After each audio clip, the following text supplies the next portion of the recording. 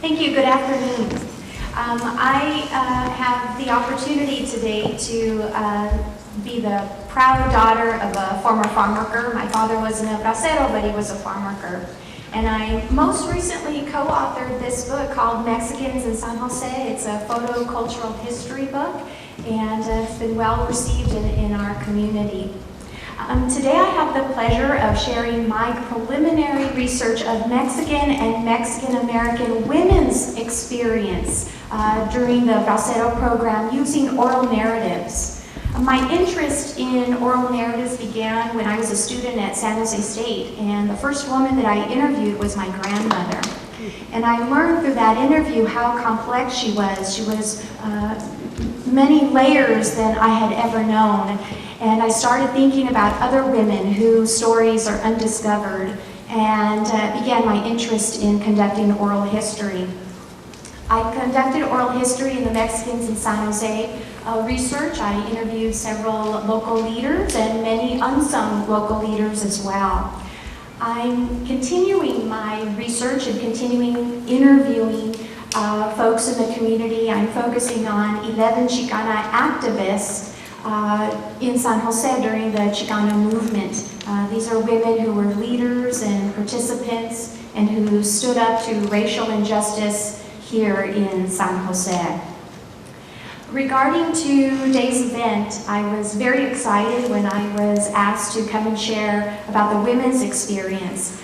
But I grew quickly disappointed when I found out how little has been written about both Mexican and Mexican-American women's experience during the Bracero program.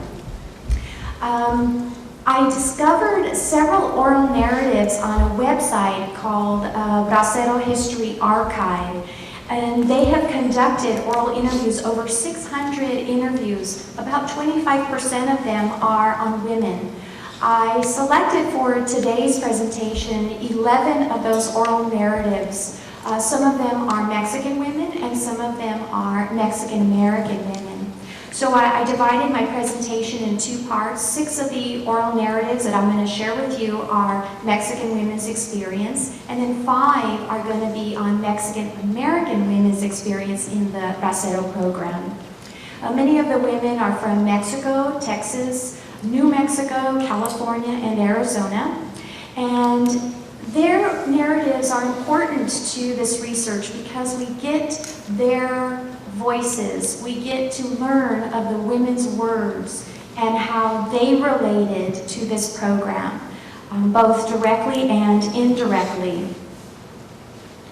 Like birds of passage, millions of male Mexican nationals joined the Bracero program to improve their economic conditions for themselves and their families, but rarely recognized are the contributions of women in the U.S. and Mexico.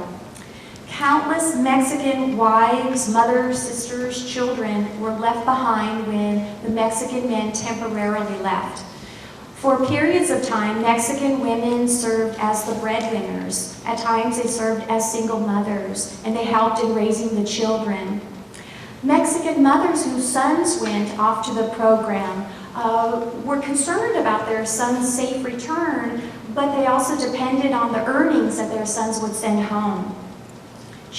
Mexican children were often confused. They didn't understand why their fathers would come and go, and they also witnessed their mothers cry every time their fathers left. In the U.S., Mexican-American women interacted with braceros, and many Mexican-American women formed kinship networks, they fostered communities, and they shared their Mexican cultural ties with the braceros. Mexican-American women often cooked for braceros, they laundered their clothes, and they made homemade tortillas for them. Young Mexican-American girls enjoyed the companionship of braceros during their leisure time, and often they served as substitute family members for the braceros who longed for their children in Mexico. Although the women, both Mexican and Mexican-American women, contributed to the program, they weren't contributing to it economically, they weren't contributing to it politically, but they were contributing to it socially and culturally. I'd like to begin with the first of 6 Mexican-American women's oral narratives. And the first woman, her name is Josefina Fajardo. And Josefina was born in 1936 in Zacatecas, Mexico. In her teenage years, her family moved to Mexicali, located along the Mexico-US border. She provided in an interview a first-hand account of what she witnessed as Mexicali was the processing center before Braceros were going to be sent to the United States. And she noticed that many of the Mexican men had been walking for miles to come to this processing center. And they may have to be at this processing center for as short as a couple of days, or they could be there for months on end waiting to be processed and then begin part of the program. She also says that the Mexican men many times had to sleep on the floor. She also said that they ran out of food and many of them would be begging for food. And she says that it was very sad to witness this. The second woman that provided an oral narrative is Maria Gonzalez, and she was born in Guanajuato, Mexico. Maria had 13 siblings. 2 of her older brothers joined the program, and as they went to the program, they promised their mother that they would send back their earnings so the mom could take care of their brothers and sisters. She also shared that her mother was a single mother of 13 kids. But when the brothers left, that left another issue for the family, and that was taking care of the homestead. So the children that were left behind, they had to take care of the land and taking care of the animals. When the brothers returned, they did as many other braceros did. When they returned back to Mexico, they brought gifts for the family. And oftentimes it would include fabric or clothing and bedspreads. Another oral narrative is Sara Alania, and she is the daughter of a bracero, and she was born in Durango, Mexico. Sara recalls in an oral interview that her family was very poor and often would not eat for days until her father sent money back home for them. And she also shares some interesting observations about her father. And she says that her father would come and go throughout the years as he was part of the program. She said, but something was interesting. Every time my father would leave, he would leave my mother pregnant. She goes on to say, I ended up having 16 brothers and sisters. So we're safe to assume that her father was in this program for many years. Tragedies also occurred during a bracero's absence from home.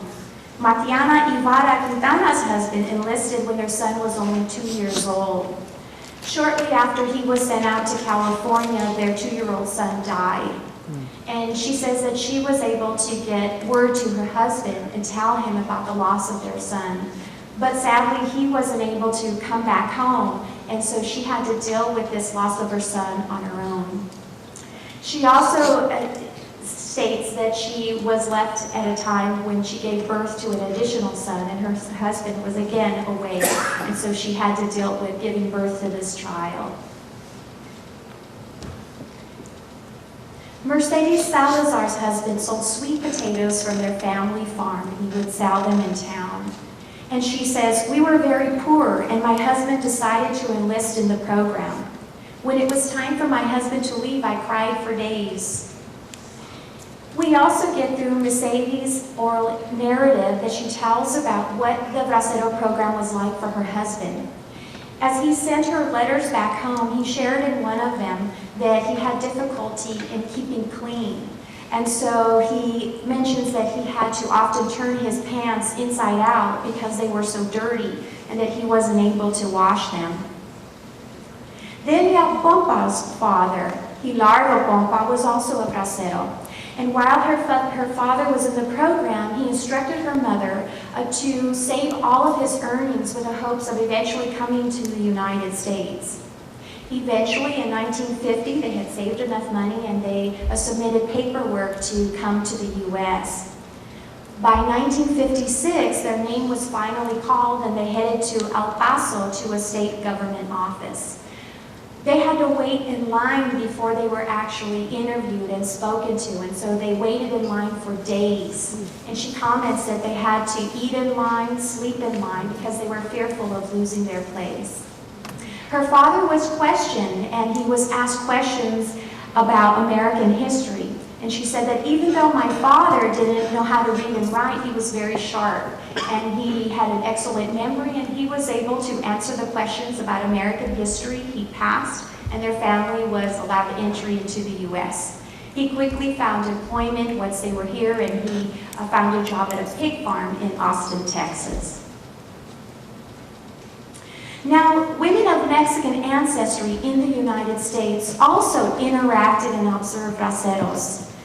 A Mexican-American, Rebecca Diaz Martinez, tells an interviewer that she worked in the agricultural fields of New Mexico. She recalls, "The braceros lived in barracks a fourth of a mile away from other workers. They wore sombreros, shirts, and jackets that were different from what people in the U.S. wore, so they stood out." She also shares that women were not allowed to interact with the braceros. She also comments that the braceros maintained their faith and their spirituality. One day, for a religious holiday, she witnessed a procession of walking braceros. And she said that they started at 2 in the morning to hope to get to town where the nearest Catholic church was at 6 a.m. So they continue these religious family traditions even in the United States.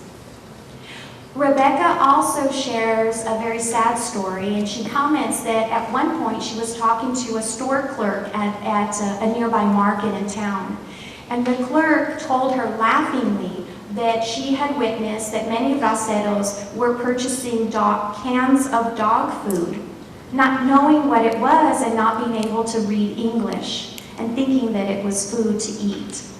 But this was funny to the clerk and the store proprietor, and they didn't tell the braceros, and the braceros didn't know. Locally, a woman who interacted with braceros is KRON TV's news anchor woman, Isabel Duron. And Isabel shared in an oral narrative that she was born in Salinas in 1947, and she interacted with braceros.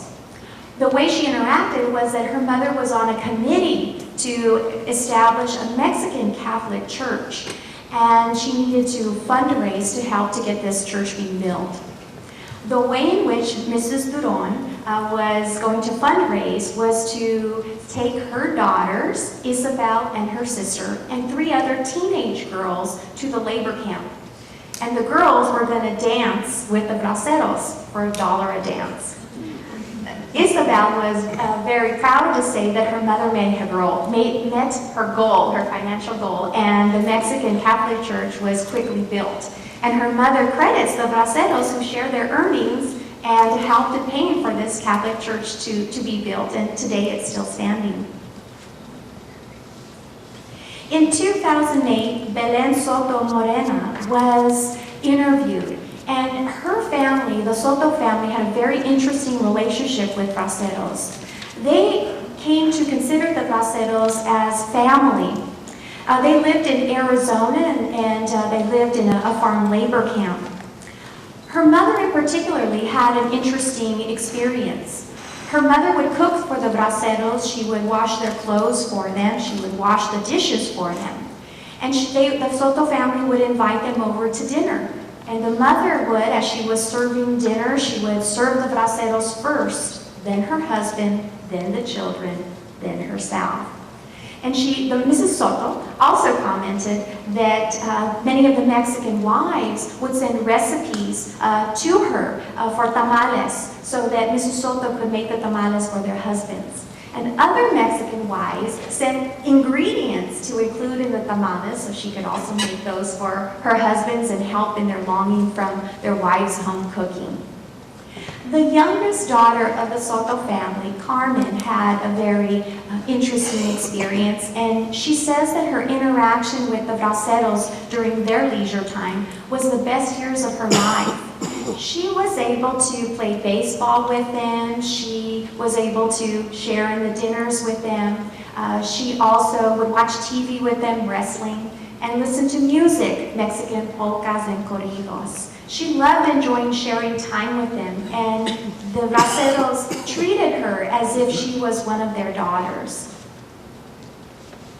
The last woman is Romana Acosta, and her parents migrated here to the U.S. illegally, and she was born in Phoenix, Arizona. She worked in the fields alongside Braceros, as her entire family had to work in the fields in order to survive. And she comments that she received the same pay as Braceros, and she recognized that they were very respectful to her, they were very friendly, and they cared about their work. She also spent time with them during the weekends, and she says that she would see them at the grocery store, they would go to drive-in movies, she would listen to music with them, and they would just talk. She recollects that she had a good experience working and socializing with the Braceros. From the oral narratives that I just shared, we learned that Braceros did interact with women, whether it was in Mexico or in the United States. And we know that there were many sacrifices that Mexican women made when their husbands left. And children also sacrificed as they helped in maintaining the chores at the family homestead. Mexican American women also extended their female responsibilities by taking care of the needs of the Braceros, by cooking, laundering their clothes, treating them like family members, and socializing.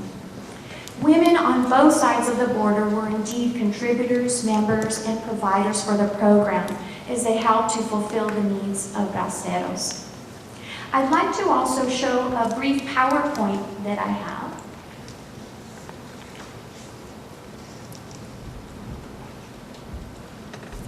This photograph illustrates a Mexican family that is left at capacity, and here are Mexican women who are feeding the Braceros that are waiting to be processed. This is very similar to the first oral narrative of Josefina, who lived in Mexicali and witnessed the gentleman being about to be processed and sleeping on the ground and sometimes being very hungry. And here is a woman making and selling tortillas. Here is another Mexican woman, and this is actually at a processing center in Monterrey, and she's selling food. And we can see that there are several women, back here. Here's a woman that has some buckets, and here's a young woman as well. Here's a young girl as well. And we can also see the lines and the potential Braceros. And here's another perfect example of a line. And we also see a woman who is selling food, and there is a pot right here that she has food in. Here's a woman that's selling refreshments to Braceros. And I thought that this was a fantastic photograph. And this photograph shows a family that's saying goodbye, and we can see that there are multi-generations here. We can see their optimism, and we can see most likely the father, and we see several young people, a couple of little heads here, a young girl, possibly a wife, possibly a sister, and the mom who's in the corner. And this is a perfect example of a Bracero family and what the Braceros temporarily leave behind. And we see a picture of children. And this photograph was a photograph that was sent to a Bracero in California. And we can see all of the young boys are all in coveralls. I also wanted to share the sources that I used for this quick PowerPoint, and also the narratives. And this is where I found the narratives. It's an excellent website of Bracero History Archive. It's braceroarchive.org. Definitely check it out. It's extremely helpful and informative. And you can check out some of those 600 oral narratives. I also took one of the photographs, especially the photograph from the gentleman that is saying goodbye to his family, and he's in a railroad car. And I took that from this book, Photographing Farm Workers in California, from Stanford University Press. Thank you very much for your attention. Very knowledgeable experience. My father was a bracero during the war, and so I wanted to share the perspective from Mexico. He was living in Mexico City. He wanted to come up here to earn some money so he could go back and marry my mom. So they were just a recruiting center, and he waited there for several days. And if you had money, you could buy food from the women that were selling tacos there on the right along the railroad track. And if you didn't have money, you were just out of luck. And then he went through El Paso. They spray painted. They sprayed him with all that stuff. Just to give you a perspective of how poor the people that joined the Bracero program, at least in the case of my father, when he got to, he was working for Southern Pacific along the railroad track near Fresno. He said for the first time, the first breakfast, once he got there, he went up to the kitchen and they said, well, how many eggs do you want? And nobody had ever asked him that question, so he said, well, how many can I have? And I guess the woman said, as many as you want. So he thought about it for a minute. He was a little embarrassed, and he said, how about 8? And the other, so she cooked up 8 eggs, and he ate that. And he was telling us the story, and we thought, well, 3 is typical, maybe 4, but 8. But eaten so well. So all the talk about the exploitation of the braceros, and it was true, and he related that also, but he had never eaten so well in his life, and he was 23 years old. So he came from severe poverty. All right, thank you. Question? Professor Camarillo, in one of the early bullet points, there was a line that said discrimination was not allowed. That was a federal, one of the federal regulations. Can you say a word or two about that?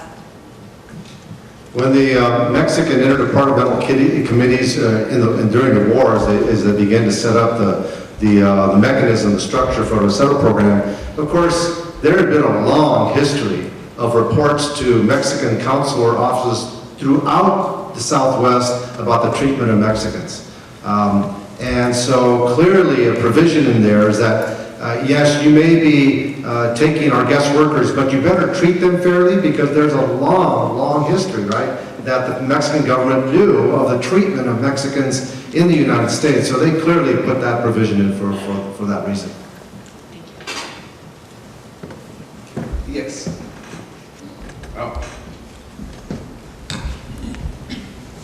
I'm talking from experience, being a young man during the Bracero run. And as I recall, I'm from New Mexico. And we came from New Mexico, so did my mother's family. And there was thousands of people that were coming from Texas and New Mexico, Arizona, Colorado, to California. I don't remember any interference from the Bracero interfering with the work we were doing, because we as children, we were also working in fields, and the field was full of young people working with their parents, and it was just really a matter of survival.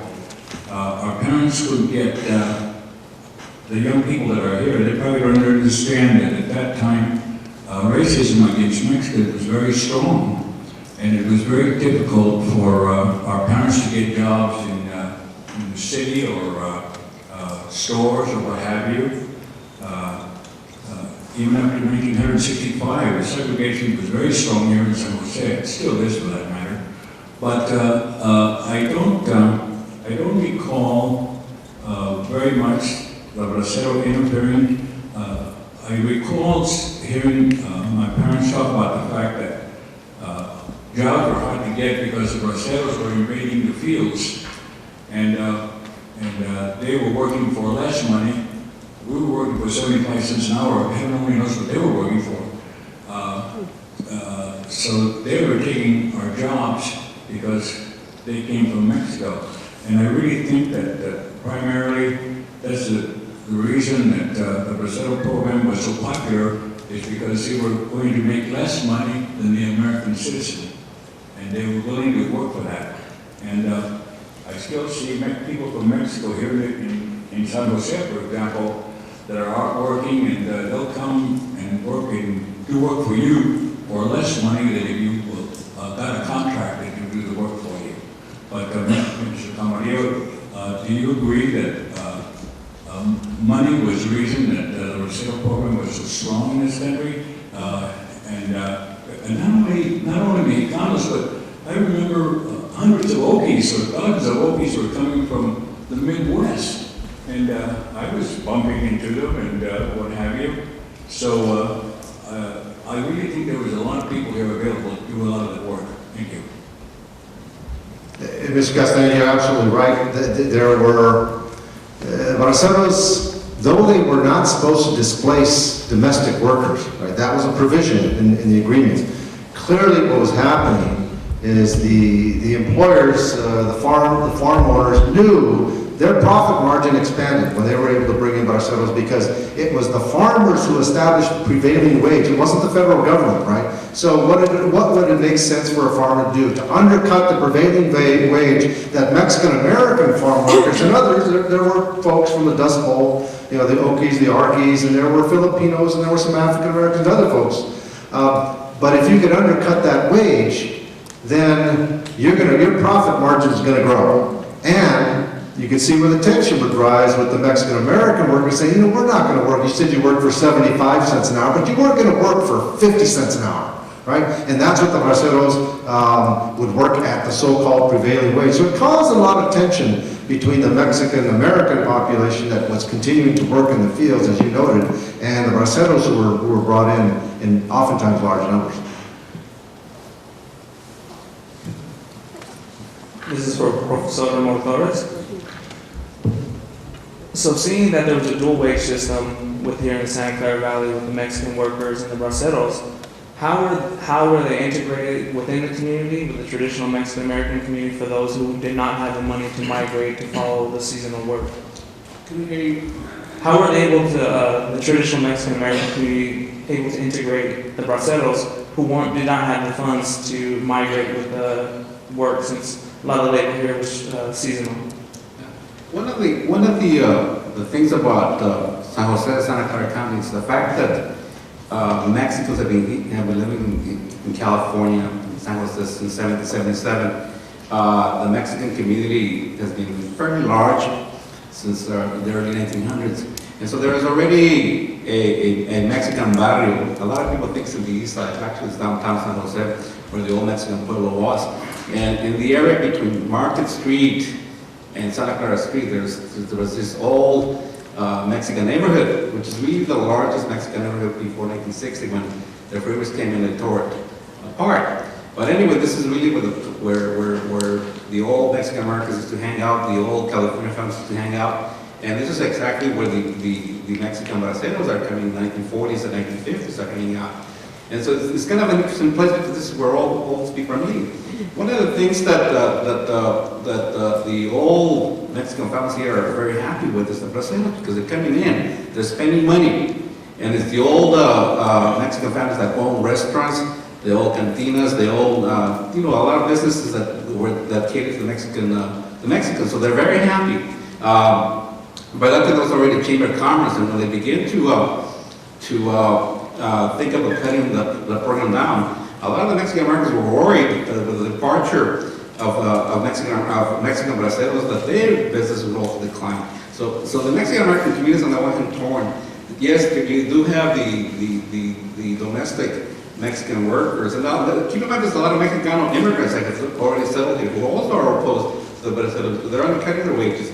But there's also a lot of a significant sector of the Mexican businesses that also want Braceros because they're happy. I mean, just imagine the Teatro Liberty that used to show films all the time, or the dance halls they used to film. And without these Mexicans, Braceros, they'll go out of business. And so this is one of the things that we need to think is this is a very complex issue here.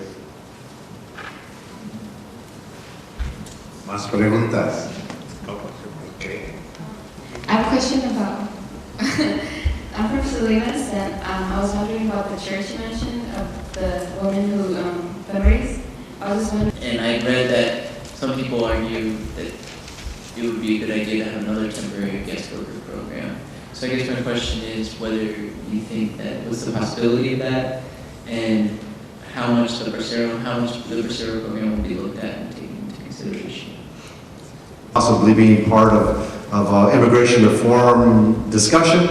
I think it's clearly going to be on the table. In 1986, when you had the Immigration Reform and Control Act, which was a major revision of existing immigration policy, most folks don't realize the guest worker program was actually a part of it. As many as 300,000 Mexican workers and other workers could be brought into the United States for working in agriculture. So I'm sure that when the immigration reform of the Obama administration is going to be discussed, there are going to be economic interests that say we need more workers. It's a historical phenomenon. It's still important, and you can be assured there's going to be discussion about a guest worker program. They won't call it the Bracero program, but there will be a guest worker provision at least discussed.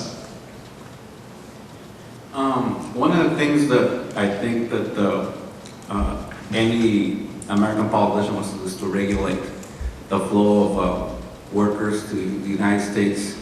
And I think that obviously the Bracero program is going to end, because one of the things that the United States wants to do is to be able to control the number of people that are coming to the United States. As it is right now, you have thousands and thousands of people coming in unregulated. They can go anywhere they want. They can go wherever they want to work at.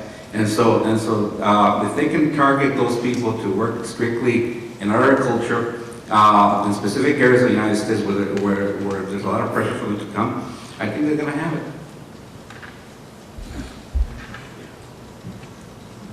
I don't know if you some of you have heard of the Ag Jobs program. I guess it's not a separate thing that's going to happen in immigration reform. But what that does, just like the farm interests back in the Bracero program in the beginning, and even before it ended, they wanted to continue. The agribusiness in this country is so powerful. Okay, they want to continue to have individuals work. I mean, their lobby efforts are so strong. Okay, that they want like their own section in immigration reform, respect, and they're pushing for it. Okay, they're pushing for it because they need to have. Americans are not going to work in the field, I can assure you. Many of us will never like to work in the field. Okay, because the pay is low and the work is hard. Okay, so but I just wanted to let you know that within immigration reform, you have that section. Thank you. Okay. Here and what the process was, but how did they go back? And did some of them stay? Like, you know, was there a way for them to stay and not returning? I mean, yeah. When they returned to Mexico, all right. So they contracts were established between the consignment of braceros to a particular sector of the economy, and then they were distributed, transported to that particular area. Let's say they came to the Salinas Valley. So they were contracted, let's say, for 4 months to do work, and their contracts could be extended if there was additional work, let's say, further down in the valley. So they could end up staying 6-8 months here. And at the end of that contracted period, the government had to guarantee that they had transportation back to Mexico. The employers were supposed to pay for that transportation, reimburse the federal government. So there was transportation to the site of employment, and then at the end of their contract, transportation back to either the border or the recruitment center where they were originally signed up. So it was orchestrated, right? And it became more orchestrated and institutionalized in 1951 with Public Law 78. I want to go back to your comment because it raises an issue for me. I don't know how many of you know, but in Arizona, the governor signed a law that requires every law enforcement official in the state of Arizona, they now have the right to stop anyone on the street anywhere and ask you for your papers, right? But what it speaks to me historically and in terms of, yes, there will be a provision, you can bet your boots in immigration reform of, yes, we want you. We want you as guest workers, right? But we don't want you. when you're a problem, we're going to get you out of here. The hypocrisy runs so deep, right? So these contradictions that run in our society that make it so difficult for us to think about the rights of individuals, right? In Arizona, the most strident law now enacted. And the problem is, other states are going to follow, and I hate to say it, there are already discussions among the right in California to put up a proposition that would do exactly the same thing. Got to resist. MALDEF right now is arming itself. The Mexican American Legal Defense Education Fund is raising money and preparing its lawyers for an assault on that law, and it's unconstitutional. States cannot create immigration laws or laws that are related to immigration. But that was my political message for the morning.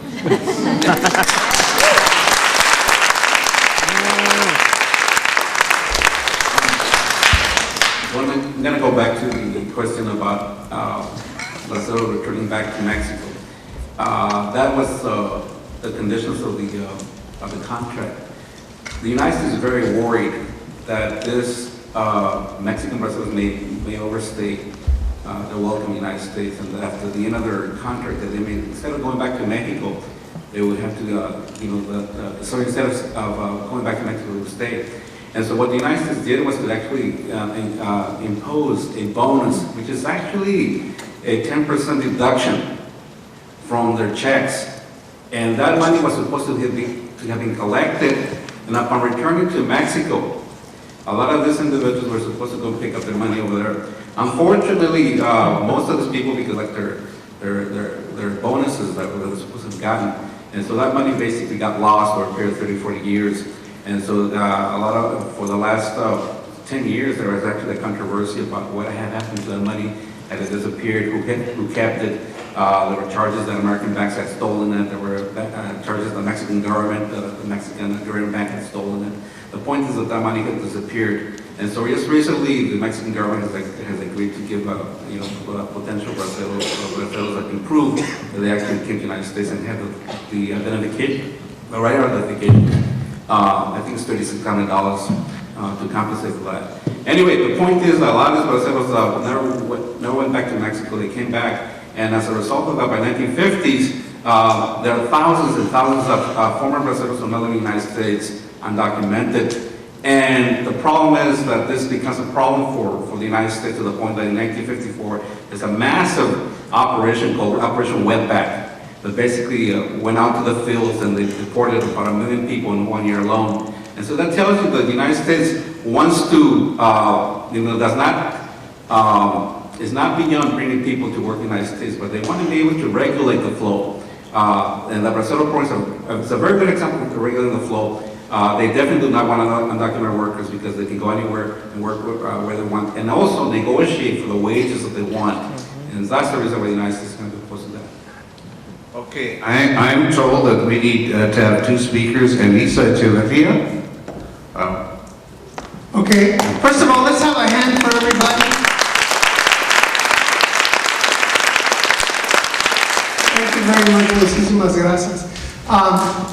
I was going to ask, Elisa Echeverria manages this facility, and I was looking at the altar, and did the students put that up praying for finals? No. Tell us why that it's there. This altar over here is part of the set for the Teatro Visión production called Perla. It's going on here at the Mexican Heritage Plaza through May 2nd, so you have another week.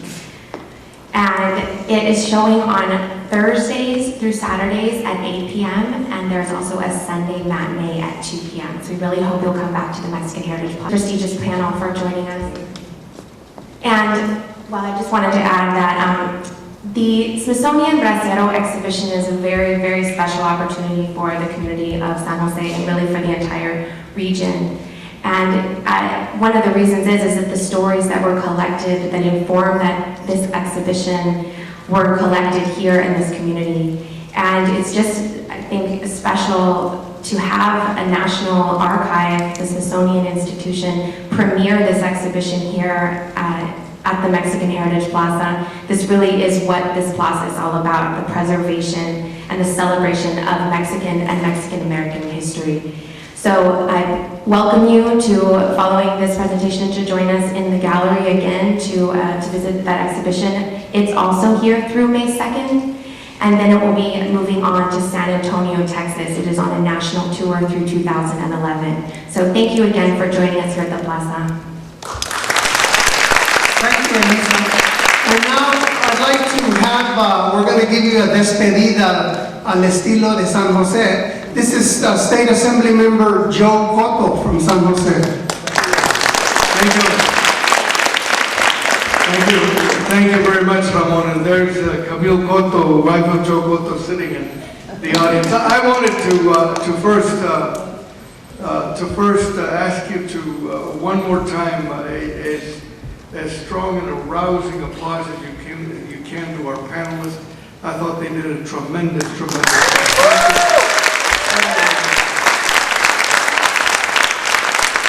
history and of our culture here in California and throughout the Southwest and throughout the United States.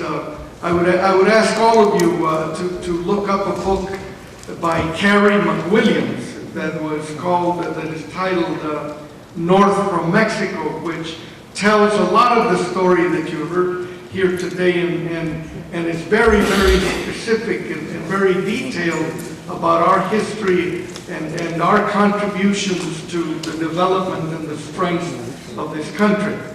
It particularly emphasizes the fact that California, which is the 6th, 7th, 8th largest economy in the world, one of the strongest political, economic influence, agricultural industry, that worked in building the railroads, the sheep and cattle production of California, and the cattle production in California. Those underpinnings are what make California such a rich economy. And then I would just close by saying that it's so important your presence here. What happened in Arizona is truly a travesty. We're going to be meeting with our Latino caucus in Sacramento on Monday so that we can join our brothers and sister legislators in Arizona to make sure that we support MALDEF, ACLU, and any other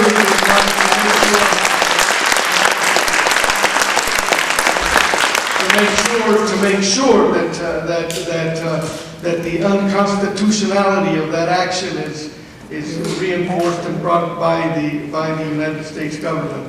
But again, thank you again very much for being here. Again, thank you to our panelists. Let's keep doing this. Let's keep learning and telling the story of our history. It's a very rich and very powerful history, and our young people particularly need to know it because they're the ones that are going to have to continue to defend us in this country and to continue to make California and this country the most powerful economic interest in the world. Thank you very, very much. Okay, one last round of applause for our panel and for yourselves. Thank you very much. Have a safe ride home. Vayan con Dios. Take a 5-minute break for lunch and then go to the library. Bye. Bye. Let's take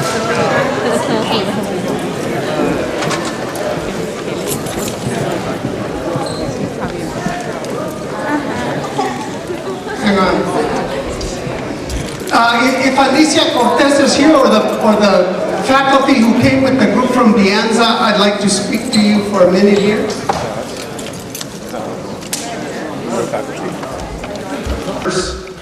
In the interior of Mexico, I don't know the total number, but if you had heard about the Bracero program, you would get there by whatever means.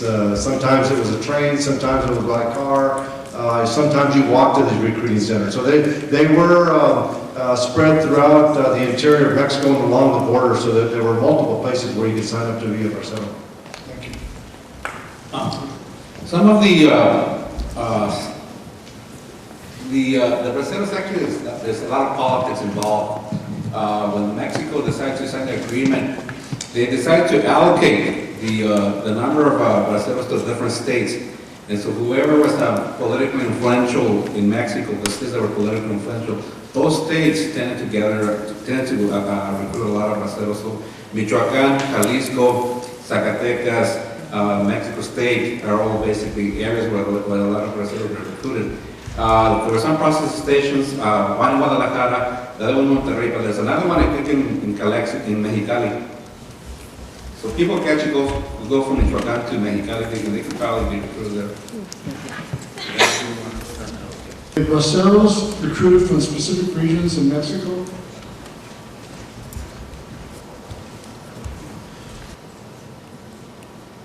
But I need to switch gears here.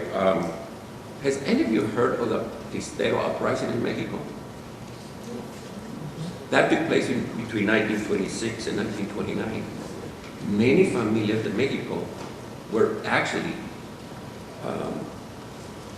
running away from that situation because the Pisteros was the government's way of oppressing the Catholic Church.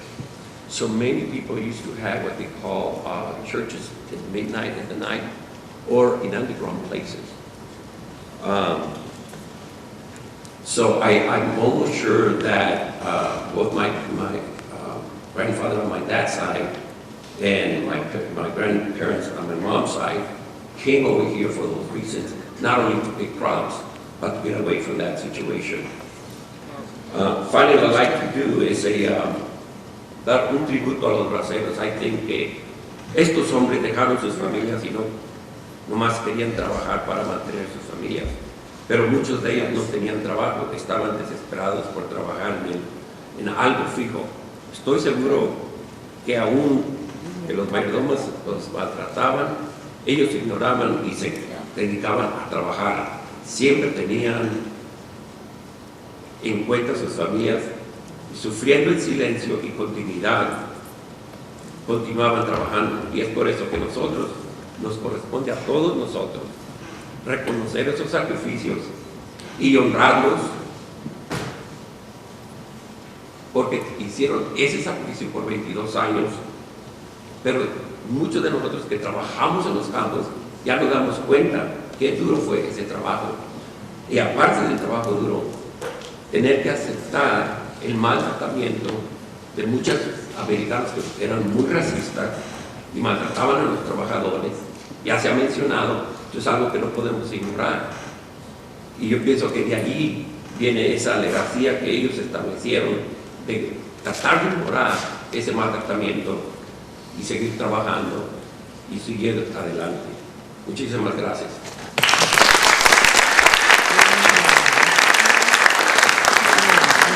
Wow, we were just in for a great treat. We have the macro level, the regional level, the women's level, and that individual family level.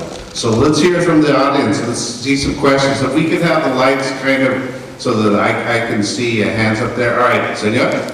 Were there specific regions Wait, please speak into the mic so everybody can hear you. If you're gonna ask a question, please come over here. That way everyone can hear. Same year I enlisted as a volunteer in the Army, November of 1964, 2 years. Very interesting coincidence for me, it really is. Let me begin by talking about a very interesting program that I saw on television, and it was regarding the Citizens Conservation Corps that was established by President Franklin Roosevelt around 1936-37. I started seeing this program and I've seen parts of it here and there. However, on April the 3rd, I saw probably about an hour of the program, and I was glued to it because of the fact that they were showing the lines of people that were waiting for, the many people that were unemployed. Obviously, there were so many people unemployed, and they had to depend on handouts. They had to depend on the Red Cross and other social service agencies to feed them once or twice a day. We don't know how many businesses were lost, how many farms were lost, how many homes were foreclosed. But if you know what's taking place today, you can get an idea if you multiply it so many more times. And remember that at that time, the country did not have the safeguards that we have, to control the economy. So it had to be a lot worse. And obviously, it had to be a lot worse for probably many Latino families, African American families, and other poor families in the United States. So that they were hit the hardest, just like it's happening today. Who are the people that are losing the foreclosed homes in this country? Latinos, African Americans, and other poor people. Okay? Many of us are lucky to have jobs. Many of us are hanging on to those jobs because the situation is such that we don't know if there's going to be a job next year for us. So it's very interesting to see how the situation from that time and now, obviously very different, but at the same time you can draw a lot of conclusions that it's not over. It's not over, it's going to continue. One of the things that the Conservation Corps did, is they did a lot of work in public buildings, building schools, roads, working on the railroads, doing many things, obviously many projects. Okay, there were some small, some large, but I am sure maybe some of the old timers have heard of the Tri-Valley project in the South, one of the biggest public projects ever undertaken by the federal government. But you know what? It's interesting that there were so many centers established by the Conservation Corps. Smaller states used to have 14 and 15 centers across their state. Here in California, even though I didn't see it, I can imagine it must have been at least 200 centers where the Conservation Corps were doing works such as building, like I mentioned before, but also the federal park system, the state park systems were built by them. And because there were millions of them in this Conservation Corps, and by the way, these centers were run by the United States Army. And they were run kind of similar to what you have back in the 60s in Army bases. Why? I know this because I was there. And things were kind of, I served in Fort Polk, Louisiana. The first time we were allowed to go to town, I can tell you that a couple of friends, I wanted to go to the normal white place outside the gates of the base, when two African-American friends of mine or fellow soldiers said, Alberto, come here. You can't go over there. What's wrong with you? Look at yourself. You're color like us. They're not going to welcome you there. You better come over here with us. And that was my introduction, okay, to African-American community. Why? Because when we went, I was flabbergasted, finding myself in a nightclub with all African-American people. Having met only a few while I was here in San Jose. By the way, I need to mention something else. I'm from Mexicali. A couple of you mentioned Mexicali. That's where I was born. And I come from a family of 15. Most of us spend years working as migrant workers. And I can tell you, before Cesar Chavez made a move in the farms here in California, there were many of us working in the farms. Our family started working here in San Jose in the strawberries, the cherries, the apricots, and then the prunes, the dreaded prunes. There was a picture that you showed about the prunes. It really scared the heck out of me because we used to work very hard on the prunes. Not a fun thing to do. But then after that, we used to go to Camarillo in Ventura County to pick walnuts. We worked in the last, at the ranch where the last member of the Camarillo family owned. And we actually met the last Camarillo person who held a title from the Spanish crown in California. This is in 1959 to 1963. So for us, it became a connection, if you will, to Spain. But again, walnuts were not easy to work. I won't go much into it, it's just that it was not easy to work. Then we used to move to Selma, south of Fresno. For some people who may not know where it is. It's a small city, well, it used to be a small city, I'm sure it's grown. But we used to work cotton, somebody mentioned cotton. We also used to prune the vines and tie them. And that was done in the winter, let me tell you. There was no fiesta working in those fields, pruning the vines and tying them, preparing them for to grow. I wanted to switch over to Spanish because I took a lot of my information from my mother. My mother is currently 87 years old. I have an uncle that's 89 years old, and they gave me these accounts on what they would call. My mother tells me of the time when my dad wanted to go to be a bracero, but they had only been married like a year and a half or 2.5 years. And my mother obviously scared him. Scared because she didn't want to let him go. But I think between my grandfather and my dad convinced her that he needed to have a job. And she tells me of the time where he didn't have enough money to buy extra clothes to go become a bracero. So my grandfather, my mother's dad, bought him some clothes. So it's obviously something bitter that my mother will always cherish, in a sense, not cherish, but not wanting to recall, because she knew she was going to be left alone. However, she was left staying with her dad and uncle, or brother, rather, older brother.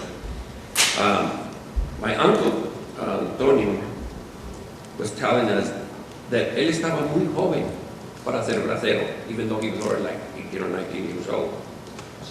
But like I told him que los jóvenes todo el tiempo van a querer buscar esa aventura. Like many of us probably thought when we joined the military, we thought it was an adventure, not knowing what was ahead. Finally, my dad did come as a bracero and worked in the Coachella Valley. Some of you probably know what the Coachella Valley is here in California, and also in the Imperial Valley. The interesting thing about my dad is that he was bilingual. He had come before here to go to school in film with his family, and he went to school in Fillmore. I'm sure he studied more than 3 or 4 years because he was bilingual. So the rancheros where they were working, they used to ask my dad to translate, so much so that they finally asked him to become a supervisor or a mayordomo. And he settled in Imperial Valley and started a place in Mexicali.